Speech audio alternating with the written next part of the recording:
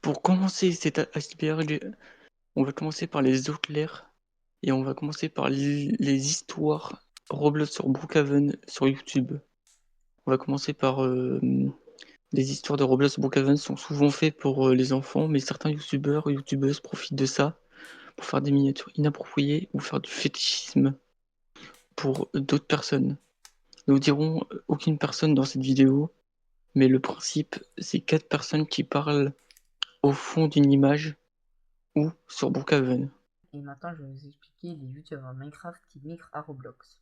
Certains youtubeurs Minecraft ont décidé, et pour certains malheureusement, de migrer sur Roblox, car Minecraft perdait en popularité comparé à Roblox qui en gagnait.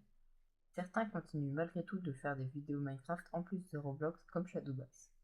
Certains font que leur communauté en est nostalgique comme Fury. Non, je vais vous parler pour cette troisième histoire de Schlep. Schlep fait des vidéos du type Predator Catching. Le Predator Catching, c'est se faire passer pour un mineur piégeant des adultes suspects sur Roblox ou des adultes tout court et donner les conversations en vidéo à des policiers pour aider les policiers à attraper des prédateurs. En 2025, Roblox prend des mesures contre lui en le bannissant. Position de Roblox, ces méthodes violer les règles de sécurité risquent d'interférer avec des vraies enquêtes et possible mise en danger des utilisateurs. Il devait signaler via les outils officiels. Position de Schlepp, il disait vouloir protéger les enfants, ce que moi j'affirme. Ils affirment que Roblox ne faisait pas assez. Il a dénoncé un ban injuste. Les fans de Schlepp lançaient un hashtag Free Schlepp sur TikTok et YouTube. Une pétition et hashtag circulent et certains créateurs prennent sa défense. Il faisait aussi des t-shirts sur Roblox, mais Roblox il supprimait tous les t-shirts de Schlepp à chaque fois. Merci. Maintenant, je vais vous parler rapidement de ce que c'est le DevEx. Le DevEx est un outil fait par Roblox permettant aux développeurs d'échanger leurs nombreux Robux en échange d'argent réel. Bien évidemment, Roblox prend un énorme pourcentage, ce qui leur fait beaucoup de bénéfices et ce qui en laisse peu aux développeurs. On va parler du cas de Maliko. Maliko, c'est un youtubeur français qui fait du Blox Fruit. Avant d'être sur Roblox, il a flop sur GTA, mais aussi il avait fait du Brawl Stars avec son frère TC Tactique.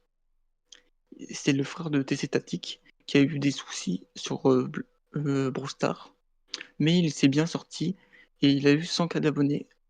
Bravo à Mealiko qui a réussi à être indépendant de son frère qui a lui chuté à cause de soucis que je ne parlerai pas parce que ce n'est pas dans la vidéo.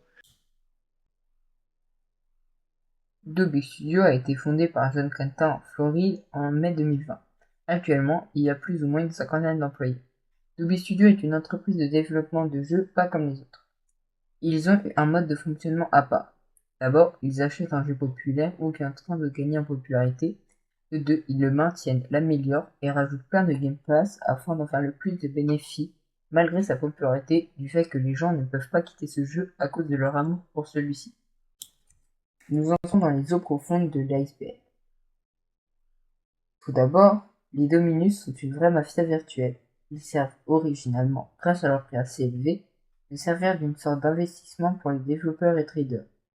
Certains ont leur propre histoire, comme le Dominus Azure Life qui a été offert exclusivement à The My Gamer comme cadeau pour le réconforter de son cancer, grâce à l'entreprise Make-A-Wish qui exauce les rêves de jeunes cancéreux.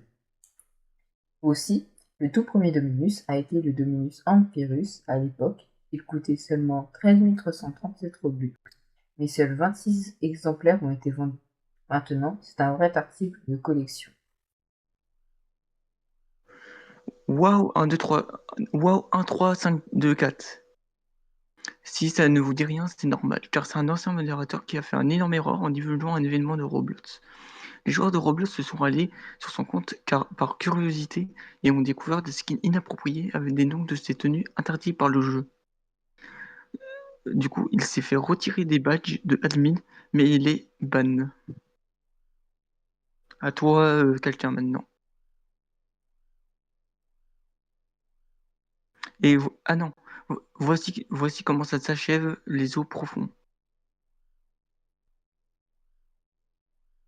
Pour cette dernière histoire des eaux profondes, on va déjà remercier René le détective qui nous a fait une vidéo dessus. Du coup, que j'ai repris un peu de détails. Joule RP est un serveur, est un jeu Roblox RPFR. Ils se sont fait hacker leur Discord en juin 2025. Le groupe de hackers pour Otsi et Poulaki ont leur avis, ont dit dans leur conférence qu'ils voulaient briser leur duo. Les hackers avaient créé un bot pour rejoindre leur Discord et leur jeu Roblox RP. Les hackers se proclament comme justiciers pour protéger la relation toxique de Otsi à Poulaki. Poulaki serait un manipulateur qui profite de son jeune partenaire. Il montre des photos en DM de S-Room qui aurait sous la map du jeu. Voici les screenshots. Il parle mal à Otsi. Les hackers ont créé un serveur Discord où ils montrent toutes les preuves que Poulaki, comme des captures d'écran, des conversations, des enregistrements audio, Poulaki où on entendait qui jugerait, il s'adressait à une jeune joueuse où vous donnerez l'extrait qui est troublant, ancienne modératrice qui prend la parole pour accuser à son tour Poulaki des photos à caractère intime demande par Poulaki. Il dénigre les personnes qui accusent Poulaki. La fin, Poulaki s'est fait quitter du poste, mais un double compte est réapparu dans Chaud les Fers. Est-ce que c'est Poulaki? On ne saura pas. Probablement jamais. Comme vous savez pas, il y a certains pays qui sont interdits, comme l'Égypte, le Qatar, l'Irak, la Turquie, la Palestine et la Russie. Du coup, il y a un pays qui a une copie de Roblox. Pour cette affaire, Roblox, vous le savez normalement, il est dans le monde entier, mais certains pays l'ont banni comme voilà les pays que je vous ai cités. Ils ont interdit Roblox pour ces raisons. La protection des enfants. Les enfants de Russie ont protesté pour remettre Roblox, mais un ancien développeur de Roblox de la Russie a trouvé l'idée de copier de Roblox Elitopia dans Russie. Il a créé tous les jeux de Roblox, style la Brain Rose, Blood Fruit, mais en version téléphone,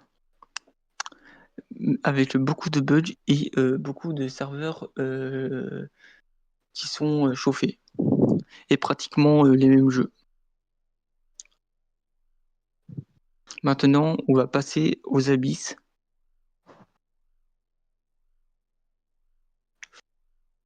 Maintenant, je fais les policiers. Alors, cette histoire, elle est très peu connue. Les policiers sur Roblox. Et oui, il y a des policiers sur Roblox. Si vous ne savez pas, il y a les policiers sur Roblox patrouillent et regardent dans le chat, mais c'est certains pays qui le font, comme les pays étrangers, comme comment dire, Espagne, Mexique. Et ils ont même un monde ou un jeu Roblox avec des armes et des vraies casernes de policiers. Voilà, maintenant je vous laisse avec quelqu'un qui finira cet iceberg. Sur Roblox, beaucoup de contenus existent, mais certains ont un côté bien plus sombre. Il y a une multitude d'objets inappropriés, comme des t-shirts faisant une ombre au niveau de la poitrine, ce qui est tout simplement pas censé être présent sur un jeu où il y a énormément d'enfants. Ceci reste assez sobre quand on sait que des jeux ont pour thème des relations osées. Ces contenus-là se font souvent très vite bannir, mais sont remis aussitôt par les studios. Certains studios sont centralisés sur cette activité comme Kondo Games. Nous entrons maintenant dans les abysses de Roblox. Déjà, on va parler d'une technique de manipulation très subtile, le FOMO. Le FOMO, en anglais Fear of Missing Out, c'est une technique de manipulation faisant qu'un joueur a constamment la peur de louper un événement, la sortie d'un jeu inadmissible, etc. Cette technique est subtile, car elle est comme invisible mais active. C'est utilisé assez régulièrement. Par exemple, il y a les objets limités, ou alors les événements à durée définie comme des concerts en partenariat avec des chanteurs.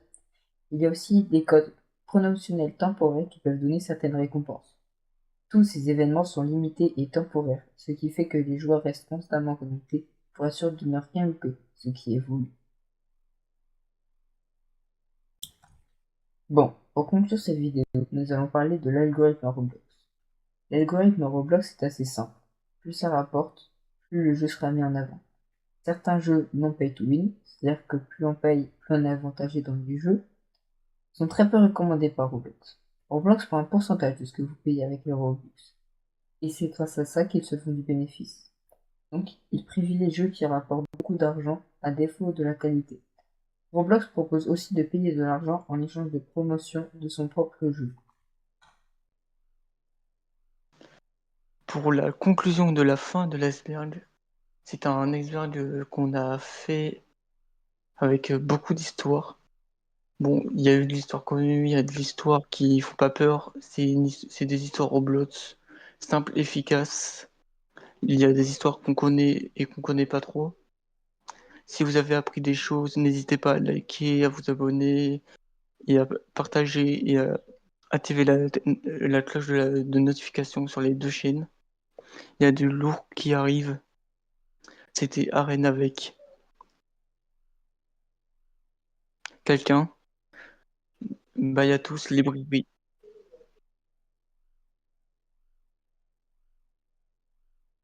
Fin.